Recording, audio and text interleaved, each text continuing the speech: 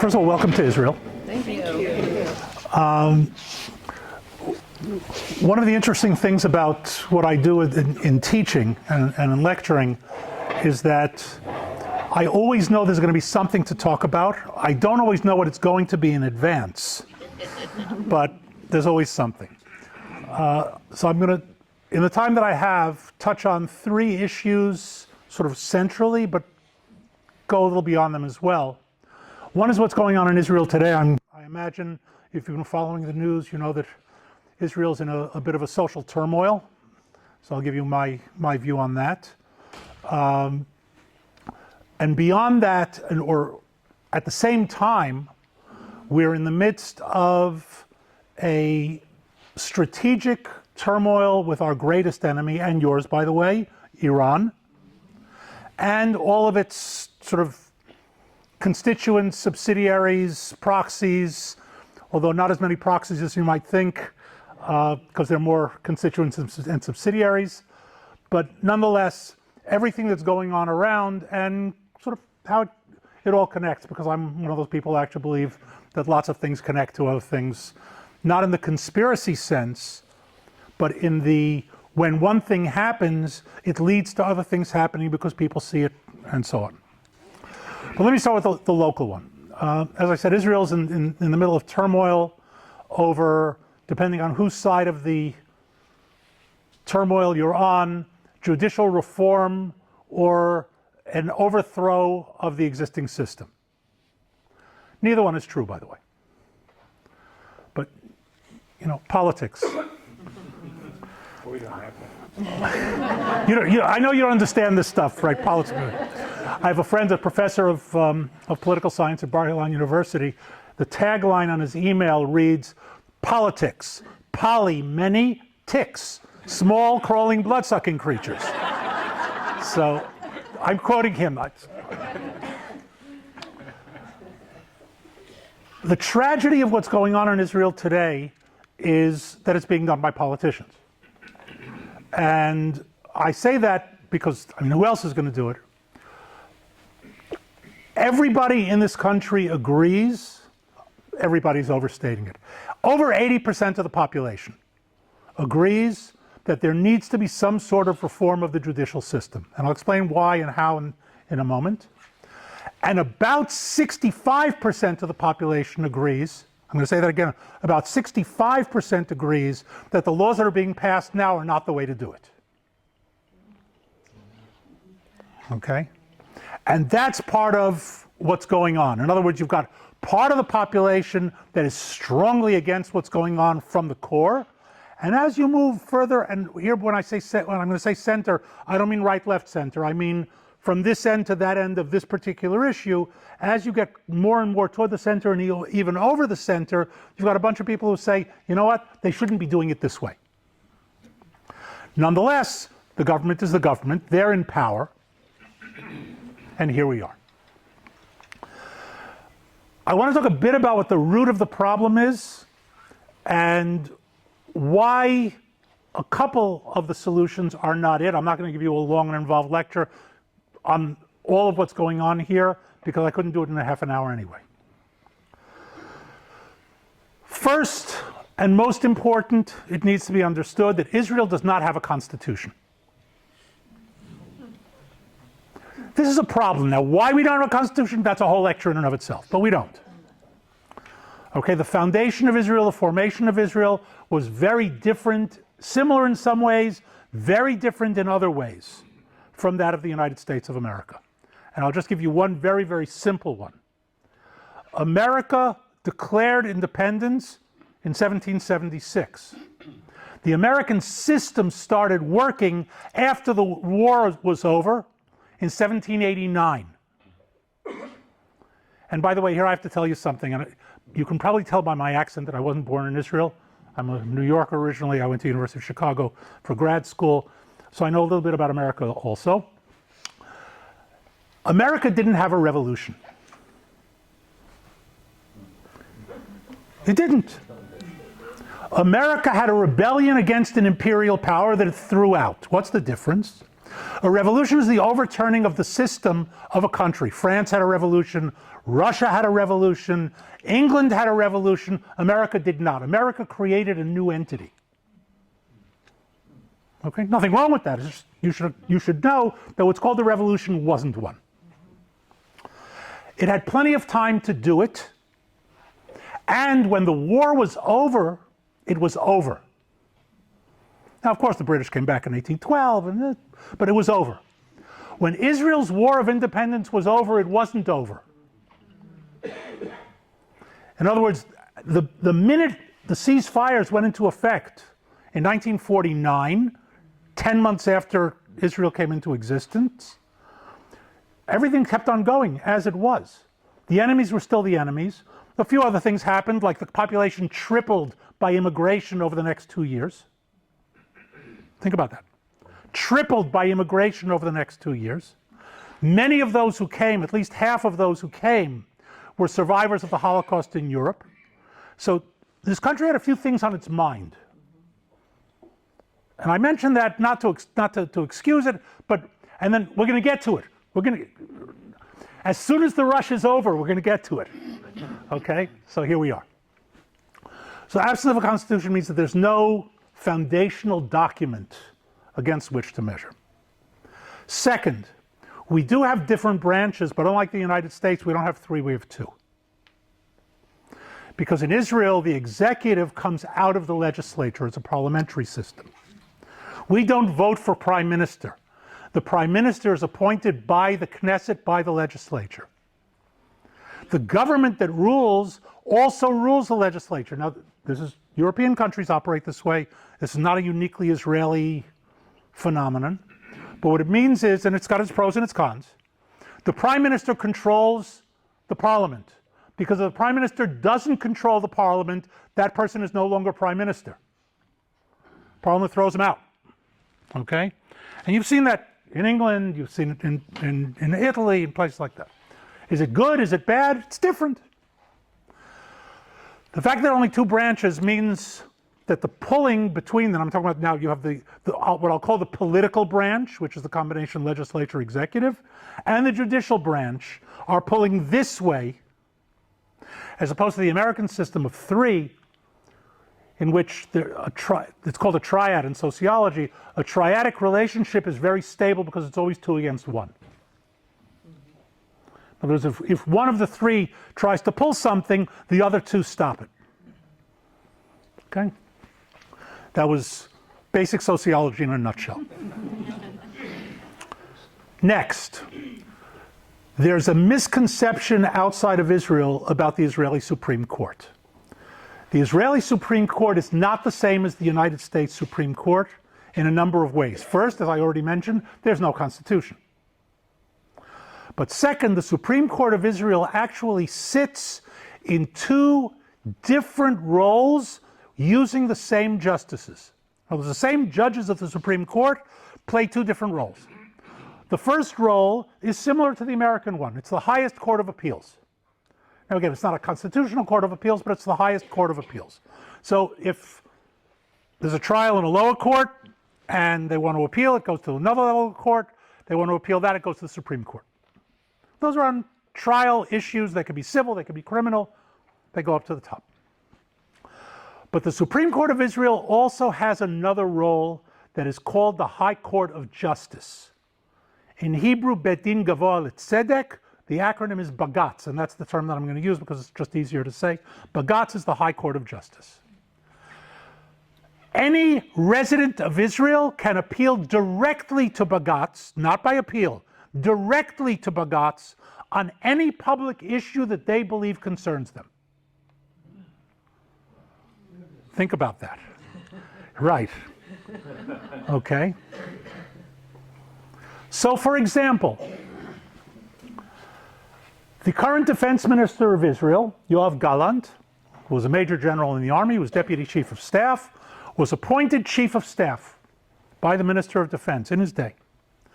And somebody appealed to Bagatz that Yoav Gallant should not be chief of staff of the IDF because he built a road illegally on public property in the town that he lives in. Bagatz ruled, you're right. He does not deserve to be chief of staff of the IDF. And he wasn't. Those of you who are shaking your heads, guess what? So are a lot of us. But that's where it is. Bagatz can overrule and negate a law of the Knesset. Now, so can the Supreme Court of the United States, but on constitutional basis. Here on a basis of what they call reasonableness.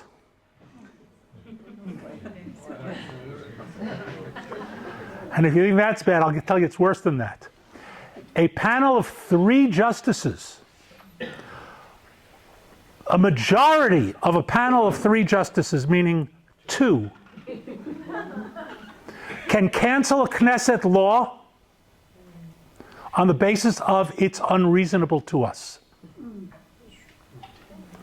Talk about judicial overreach? You got it. Okay, now, here, this is where the 80% say, wait a minute, this has gone a little bit too far.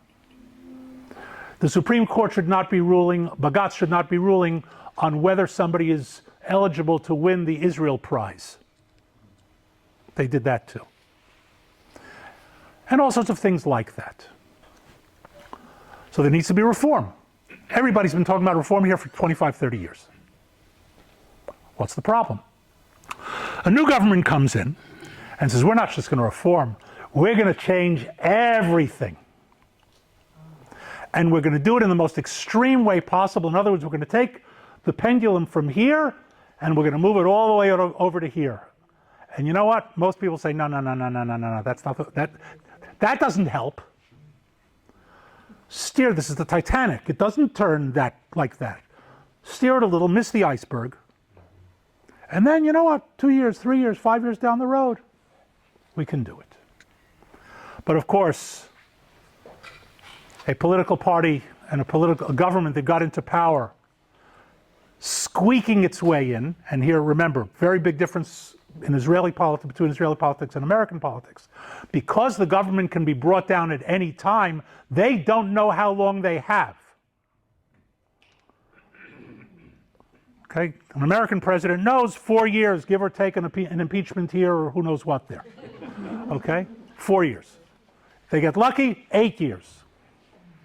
Okay? Here, tomorrow, the Knesset can overturn.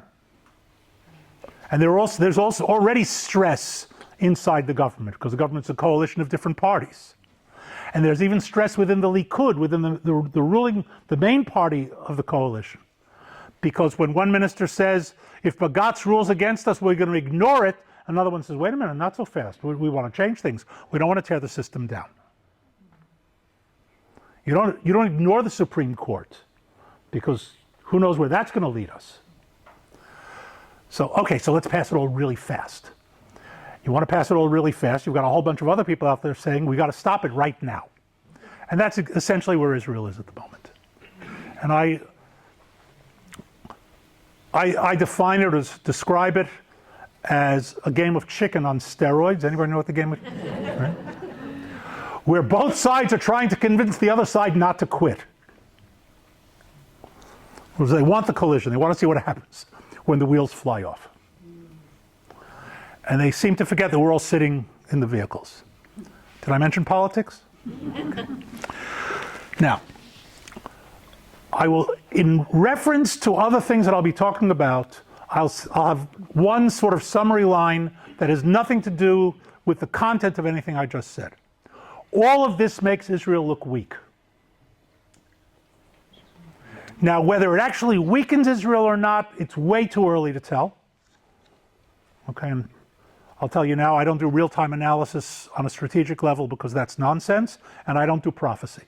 Okay, I'm a disciple of two great political philosophers, Winston Churchill and Yogi Berra, who both said it's best to prophesy about things that have already happened. Okay, it's much safer. So, I don't know if this will weaken Israel, if it will strengthen Israel. Whatever doesn't kill me makes me stronger. I believe it. Whatever doesn't kill me tries again until it does. But never mind. it makes Israel look weak in the eyes of our enemies,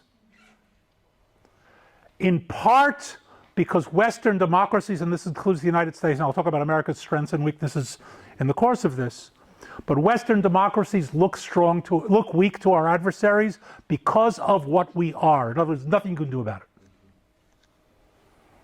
Okay? What do I mean by that? Everything that we know that gives us strength, freedoms, individual rights, etc., looks like weakness to people like the Ayatollahs of Iran. Okay? You know they broke the demonstrations in Iran. I don't know if you know, the demonstrations are passé. They hanged enough people, and it stopped. That doesn't work in our countries. You don't do it that way. They look at us and say, how can you have demonstrations and not hang anybody? So you look weak. And perception counts, at least to some extent. Okay? So that's that. And that brings us to Iran. I mentioned before, Iran is our greatest enemy. Iran is also your greatest enemy. And don't take my word for it, listen to them. Now, I happen to like the Iranian leadership. I like the Ayatollah Khomeini. I like the new guy, Khamenei, the new old guy. I like Ahmadinejad. I like honest murderers. Because they make my job as a strategic analyst so much easier. You want to know what they're thinking? Listen to them.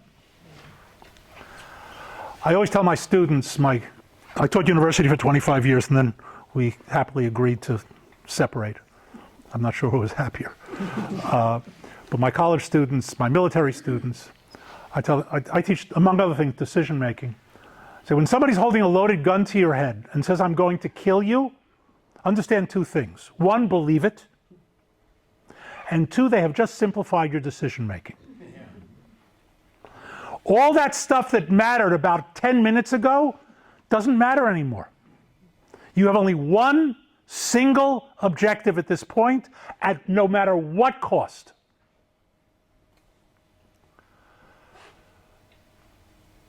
So as I said, I like them because they're honest. When the Iranian leadership says death to Israel, Israel is a cancer that needs to be eradicated. Israel is a one-bomb country. You just need to set off one nuclear weapon and Israel is finished. Gee, I wonder what they're really thinking. By the way, when they say death to America, what do you think they mean? See how simple this is? The problem is that the people in Washington don't believe it. And by the way, I got to tell you this. This is very important. I'm not going to talk American politics. Seriously. I'm an honor graduate of the Israeli Army Mines and Demolitions course. The first thing they teach you is don't walk into a minefield. No American politics. But I will talk American policy. And when I say Washington doesn't believe it, I don't mean the Biden administration's Washington. I mean Washington going back to the Carter administration and everybody in between.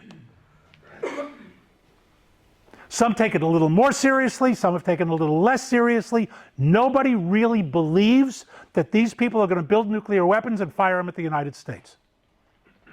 Trust me, they're not building intercontinental ballistic missiles that can reach America and carry nuclear weapons just because they feel like doing it. I think it was at one of your events a few years ago that I talked about Iran's naval aspirations, and I got a lot of raised. By the way, I'm not going to tell you about any of the stuff I got wrong, okay? But in a number of lectures back 6-7 years ago, something like that, I was talking about the fact that the Iranians have established a naval base on the Syrian coast, on the Mediterranean, and the reason for that is to threaten the United States. And 6 and 7 years ago, when I would say that to groups, I'd get raised eyebrows, sometimes a little less polite responses. I don't know if you've noticed in the news about a month ago, The Iranian Navy is now operating in the Gulf of Mexico.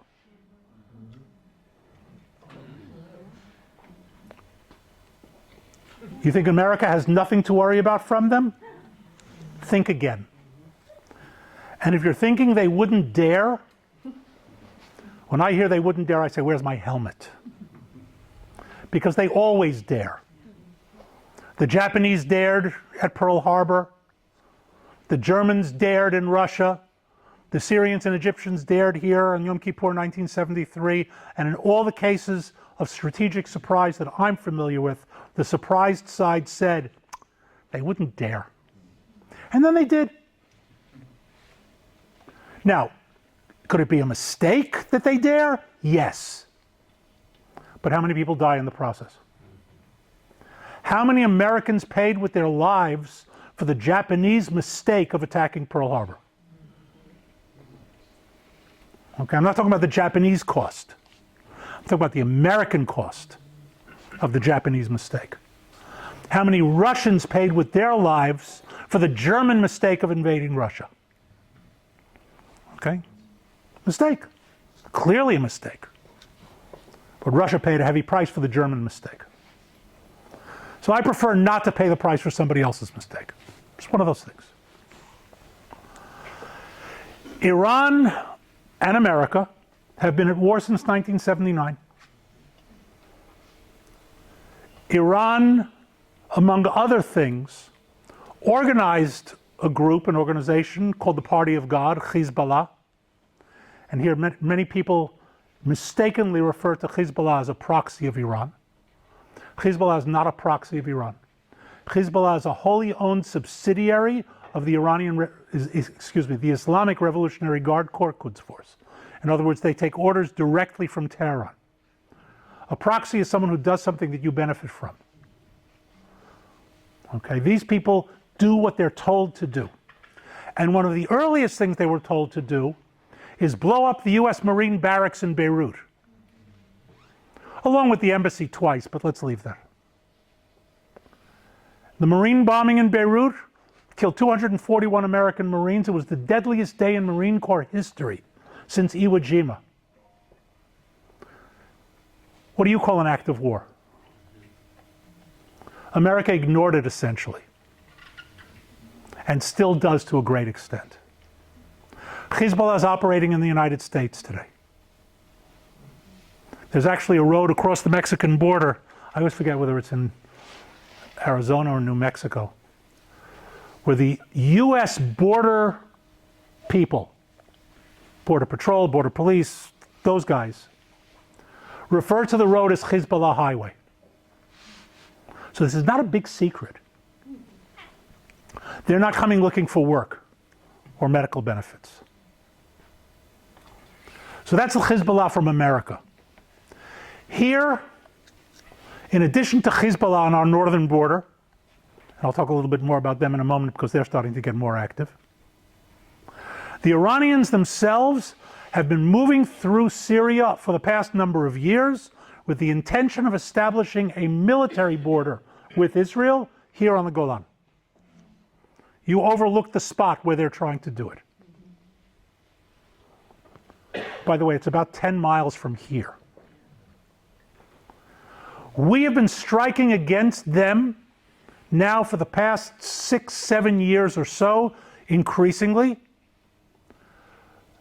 As an infantry officer, it pains me to say this, the Air Force has been doing an amazingly good job. But it's what I call a tactical success and a strategic failure. Not the Air Force's fault. The Air Force has hit the targets it's sent to hit with incredible efficiency, incredible accuracy, incredible effectiveness, but it hasn't stopped them. In other words, they're not getting the message. So we're slowing them down, but we're not setting them back. Because you know what? They don't care. You kill a few more of them, they have more. Doesn't interest them. They call them shaheeds, martyrs, send them off to their virgins, send in a new batch. Equipment, not a problem for them. Ground military equipment isn't that expensive anymore, especially not for their needs. Stopping it is expensive. You've heard of the Iron Dome system? Okay.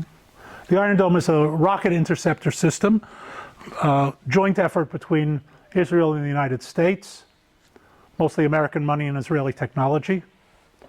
By the way, America is interested in it because there's a strategic projection that there's a possibility of rocket attacks out of northern Mexico into the southern United States. Did I mention Hezbollah? Yes. Okay. Brilliant, brilliant, brilliant technology. I am devoutly low tech. If I use the words brilliant and technology in the same sentence, it's really something. But it has a problem. It has a few problems. But it has a problem, primary. Every interceptor missile that's fired at a rocket costs about $75,000. The rocket costs about $600. You don't need a Nobel Prize in economics to figure this one out. Okay? They're using very cheap, nasty stuff, and we're using very, very, very expensive stuff to prevent that nasty stuff from killing our people. So the Iranians are pushing forward because they know it's not a question of if, it's a question of when they will start a war with Israel. And they want to be in the best position possible when they do it. Which brings us to the next subject of Iran, and that is their nuclear capability. The United States publicly has stated 2 weeks ago that Iran is 12 days away from having the critical percentage of purified uranium to be able to make a bomb. In other words, we're talking about any day now. Now, that doesn't mean they have a bomb that day. Let's be clear. But it means they've made a major step toward it, a huge major step toward it, and they've been doing other stuff in parallel. In other words, it's not in sequence. I will tell you two things, and I'm not going to, I have very high security clearances, you're not going to get anything classified out of me.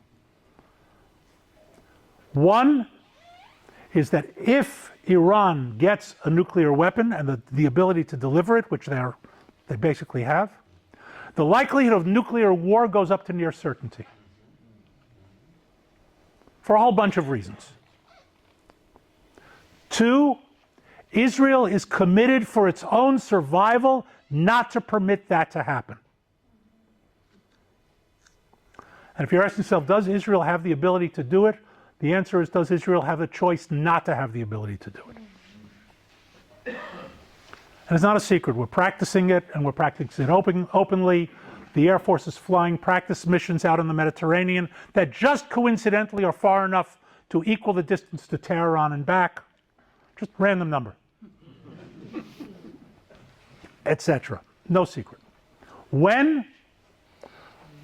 Years ago I would say it could happen at any time. Now I'm saying it could happen at any time. And then the Middle East descends into war. Because we will not destroy Iran. Here you have to understand something, that there's an asymmetry in the relationship. They want to wipe us out. We don't want to wipe them out. We just don't want to be wiped out. That's an asymmetrical strategic balance. We're not going to. First of all, it's not our style. Second of all, it's not our interest. And third, it's not our capability. Iran is a very big country.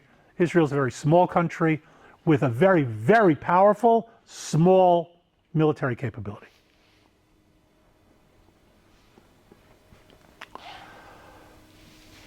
In the last week, something very disturbing happened, and this sort of brings around to America as well.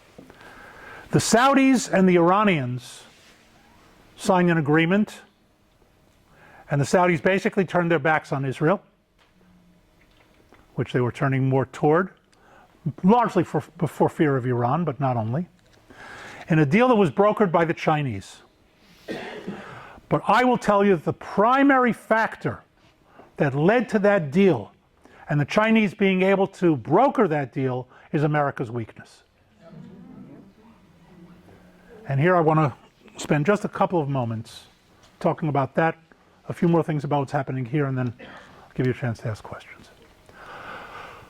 We're in on the one hand, classic global power situation. When I say classic, I mean fits international relations strategy theory almost to the point of final exam, analyze this according to the theory.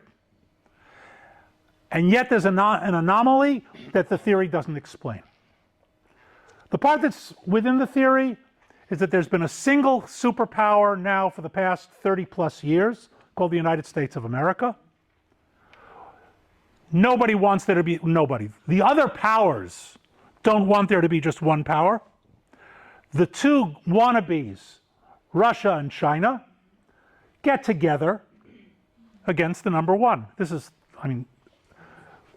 International Relations 101, second week. Okay?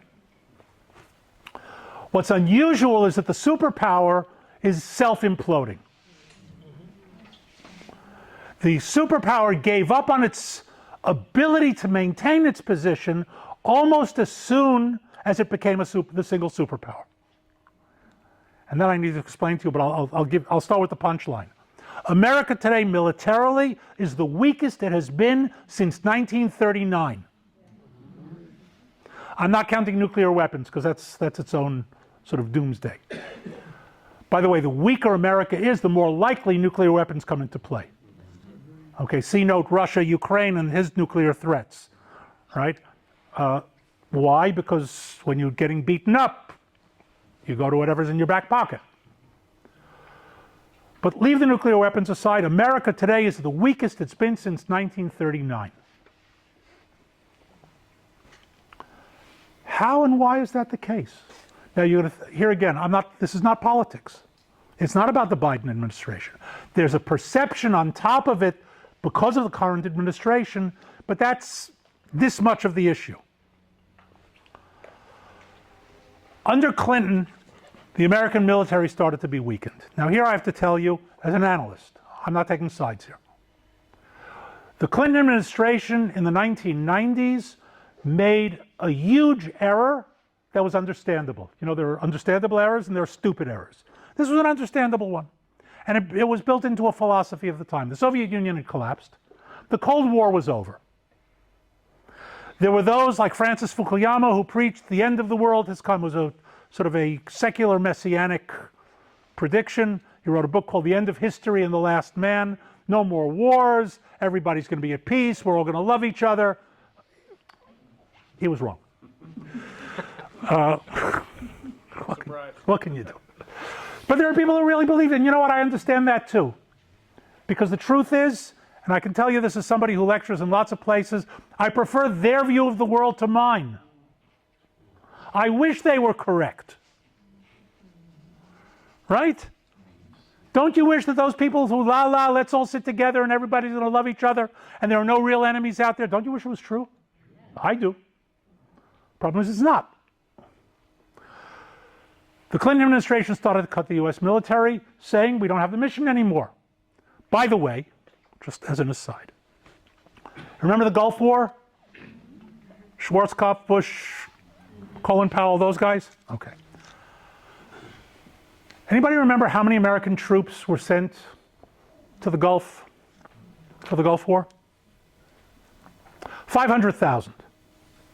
About the same amount that went to Vietnam in its peak. 500,000. Why were they able to go to the Gulf? Because the Soviet Union had already collapsed. The Cold War was over. Those 500,000 were surplus to America's immediate defense needs. So they could be deployed anywhere in the world. What does the Clinton administration do? It cuts 500,000 from the US military, from 1.8 to 1.3 million, because they're surplus. Now again, it makes sense. It's wrong, but it makes sense. I always say, and I tell this to American congressmen and members of Congress now, got to be gender proper, and senators, military spending is like buying insurance. You know what makes buying insurance interesting from a psychological point of view? You're betting against yourself. The only way you can win is by losing. Right, how many things do you buy in your life where you say, I hope I'm wasting this money? Right? That's military spending. You buy it and hope to waste it, except nobody thinks of it that way. We don't want to waste, so let's cut. We don't want to waste, let's cut. We didn't have a war last year, so let's cut more. Tell me, when you buy car insurance, you say, I didn't have an accident last year, I'll buy less next year?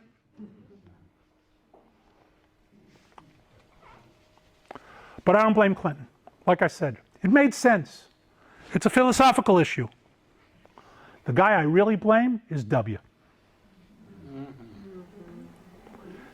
Because on September 12th, and I'm using it euphemistically, I think it was the 13th or 14th, instead of dusting off FDR's speech on December 8th, 1941, and saying we're at war, and I'm 500,000 under strength, and I need tomorrow 300,000 more troops, and I'm opening recruiting offices all around the country, there would have been lines around the block. And I'm giving the budgets, and I'm moving the budgets, and we're going to issue war bonds. We've got an enemy out there, and we have to defeat him. What did he say? Go shopping. And then he went into two wars, and I'm not debating the logic of the two wars here. He went into two wars without increasing the size of the US military. And here we are 20 years later with an exhausted military, an exhausted reserve, and an exhausted National Guard. Sorry? And old equipment. Yes, sir. Absolutely correct. Because go shopping. And you don't go shopping for tanks. You go shopping for other things. Okay?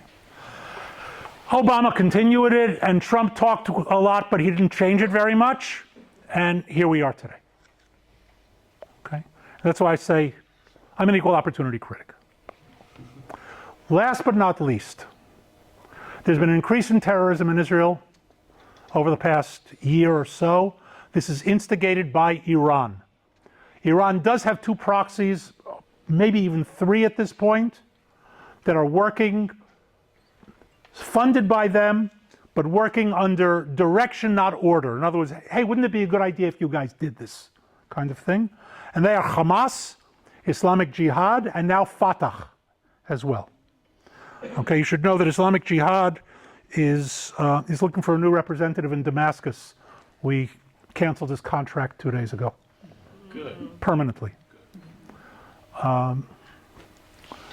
30 rounds worth, I think. What a waste of money, huh? You know what? You know what the Marines say? Anybody worth shooting once is worth shooting twice. Well, 30's overdoing it, though, huh? hey, you know what? Sure is sure. That will have an impact. It's not going to change the direction. There's a tactical advantage. It'll give them a setback. Absolutely the correct thing to do. Don't misunderstand me. But we're seeing an increase. And now, next week, the month of Ramadan begins. This week even. And we are already anticipating a rise in terrorism. Now here I got to tell you something. It's terribly politically incorrect. I know a little bit about Christian holidays, and I know a lot about Jewish holidays.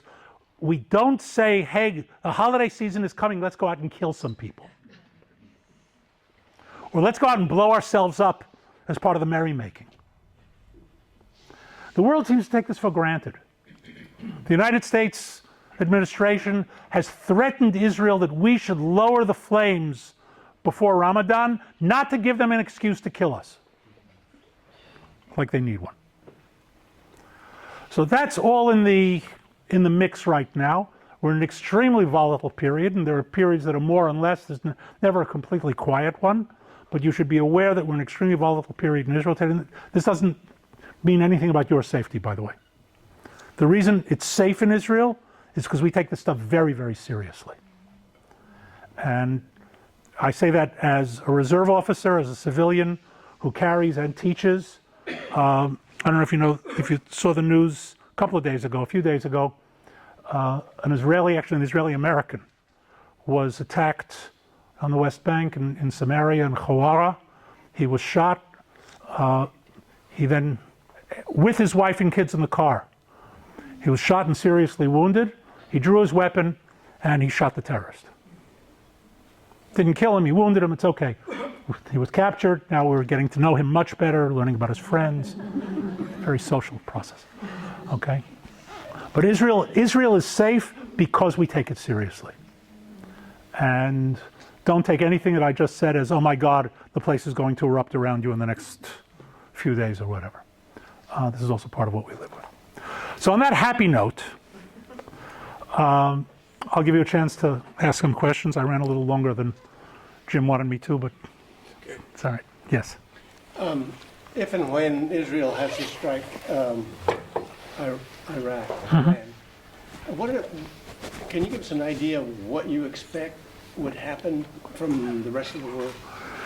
The rest of the world. Condemnation. What was the question? What do we expect from the rest of the world when we strike Iran? Now, I say when because highly likely anything could happen. And we're not doing it because we're giving it as much time as we possibly can. Who knows, maybe something will happen in the interim. But it's going to happen, apparently. The world will condemn us and then go into a back room and say thank God for the Israelis. The big question is, what will America do? And that's an open question at this point. And here, and what America does, it makes a huge difference. Because you know what? America is still the leader, at least of the Western world. And Russia has proven itself not to be a leader of very much. So, in other words, the counter pressure there is not that great. The issue is much more today with China and the Pacific. Would China intervene or? No, China won't intervene. China will condemn us and then want to buy more arms from us. Here, you know what, let me clarify my answer because I think this is important. Verbal condemnations are meaningless. No address. They're, okay. Sanctions matter, and what really concerns Israel is economic sanctions / embargo. Because let's face it, you know, this country is living proof that God has a sense of humor. Okay, this is the promised land, right? I've been living here since 1983. I wouldn't live anywhere else, so don't take this the wrong way. But we're about 250 miles north-south, about 50 miles across at our widest point east-west. Think about that. There's no place in this country where you can be 30 miles from the border. Our largest natural resource is limestone rock. Our largest above-ground water reservoir is the Dead Sea. Are you getting this picture? All the oil in this oil-rich neighborhood stops miraculously when it gets to our borders. The country is a desert for half a year, and half the country is desert the whole year. You're in the half year with this part of the country is not desert. Okay, and it's a lousy neighborhood. Other than that, it's perfect. Okay, you know, there's a story that they say that when Moses was up on Sinai, at the end, just before he went down, God says to him, you know, you've been so good and so studious and so disciplined and so respectful, I'm going to make you a one-time offer. Where do you really want the promised land to be? So Moses thinks to himself, Canada. Right? Territory, resources, a decent neighbor at least to the south. Not always great, but decent at least. But you know, he stuttered.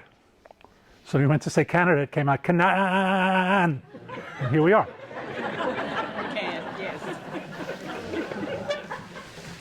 Why do I say all of this? Because we don't have the underhand resources, the oil, gold, diamonds, that other countries have that allow them to survive economic sanctions and embargoes. Okay, when Saddam's Iraq was being sanctioned and he couldn't sell oil anywhere, he was shipping it overland through Jordan and then out through Aqaba. Couldn't sell oil anywhere, except he was shipping it out as fast as he could pump it. The Iranians can't sell oil anywhere except to the Chinese. Okay, we can sell limestone to whomever we want. So that concerns us. The other thing that concerns, of course, is America waking up one morning and saying no more weapons. Because here, first of all, the stuff that we buy from America is clearly superior to anything our enemies have. We've been making a mockery, and this is to our mutual benefit. We've been making a mockery of Russian anti-air systems in Syria for almost a decade. A mockery. We've been launching strikes on the average of 5 nights a week. You do the arithmetic. And they have managed to shoot down 1 plane. And that was a near miss. The plane made it back to Israel and crashed in Israel. The 2 guys got out, an F-16, okay? But we don't have the industrial capability. And that's a big deal. Yes? I'm not a military strategist. I'm simply a citizen from Tennessee. But I look at the internet, and I believe what you're saying about Iran.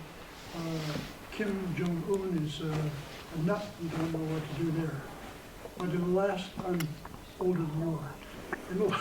And so I've seen a lot of things, but in the last 6, 7, 10 years, having been in China a number of times and looking at China, I'm much more concerned about China and what they're doing in terms of building bases in The South China Sea. in terms of taking credit, as you just said, for Saudi and Iran, and in terms of what they're doing supposedly with, to me, Russia is almost a puppet of China. They have China has, so I am concerned about China. And how does Israel look at China?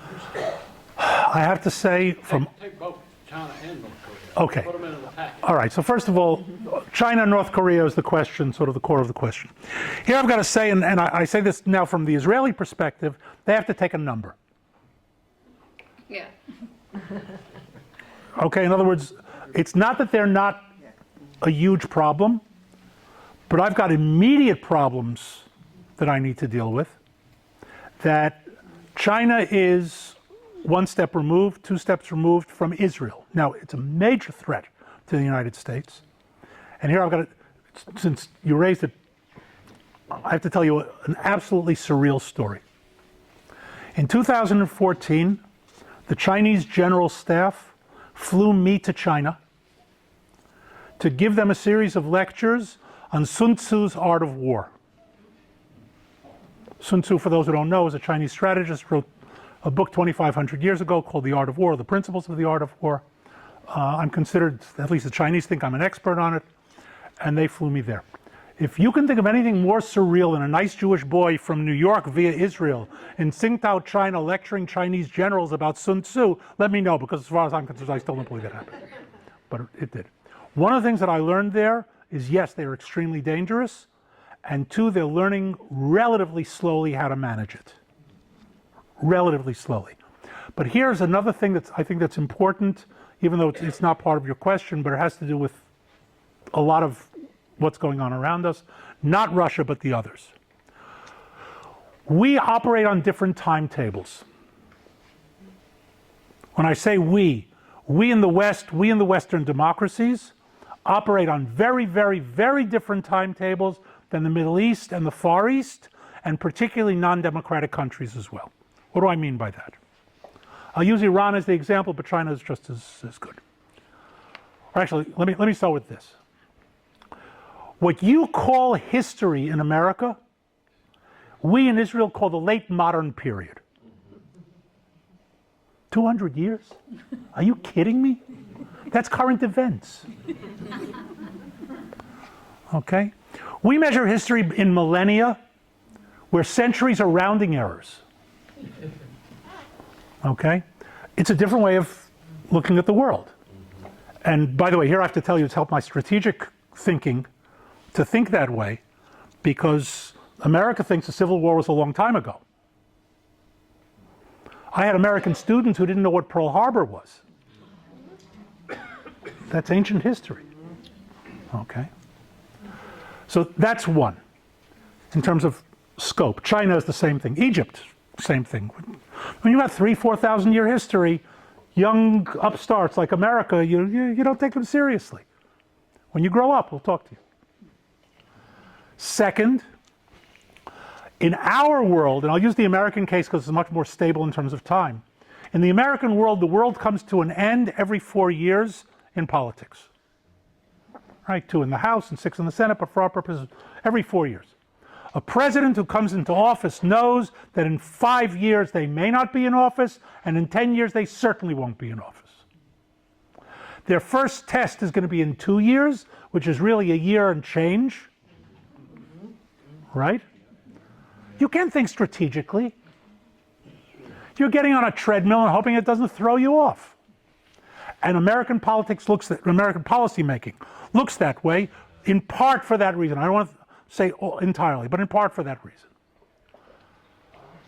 The supreme leader of Iran today, Ali Khamenei, inherited the position from Ayatollah Khomeini. In other words, from 1979 until 2023, there have been 2 leaders in Iran. And the leader today was the direct heir of the founder. Okay? How many generations removed in leadership is the United States from Jimmy Carter?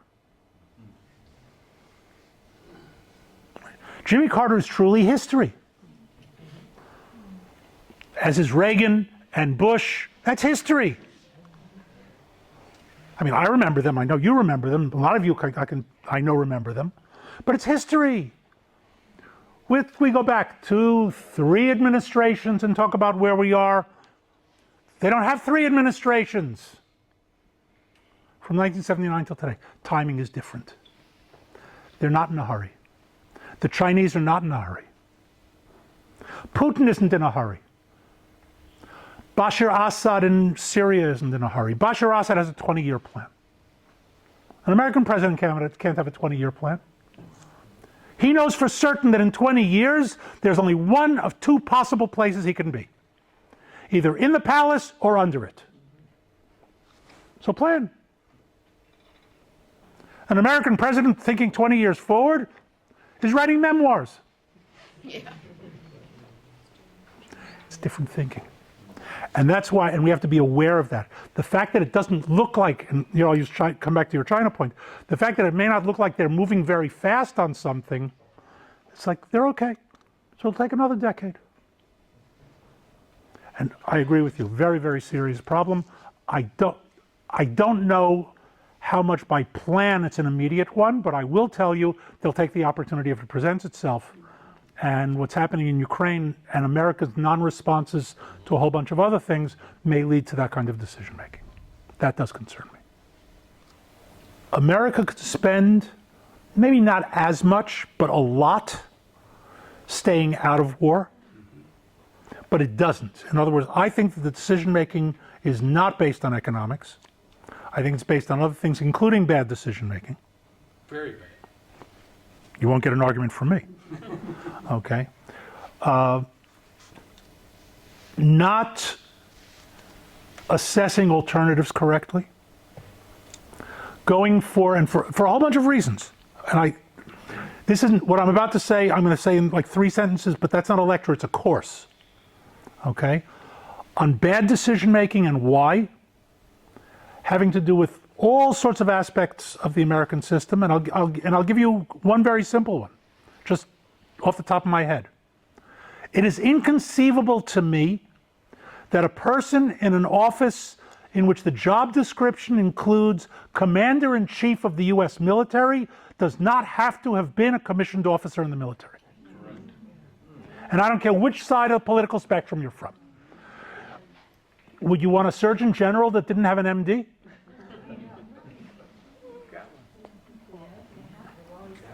Okay. And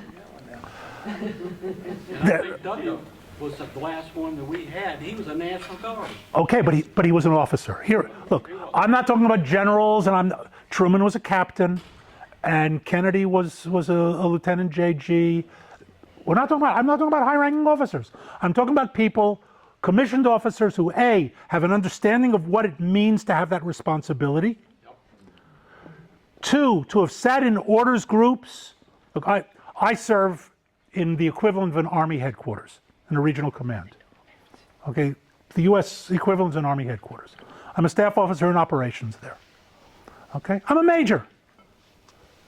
But I sit in on video conferences with the chief of staff. I sit in on actual conferences with the commanding general.